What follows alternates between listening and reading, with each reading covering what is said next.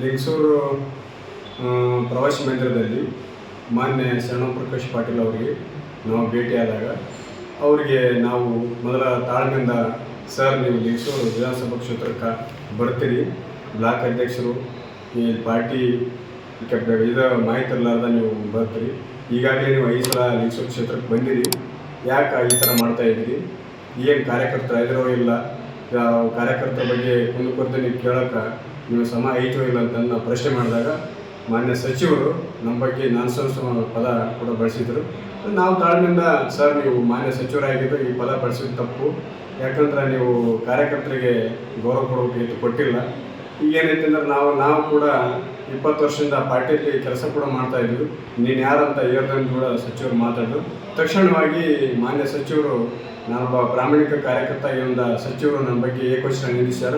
ಕೋಟೆ ಕ್ಷಮಿಸಬೇಕಂದು ಈ ಮೂಲಕ ತಮ್ಮ ಮೂಲಕ ವಿನಂತಿ ಮಾಡಿಕೊಳ್ತೀನಿ.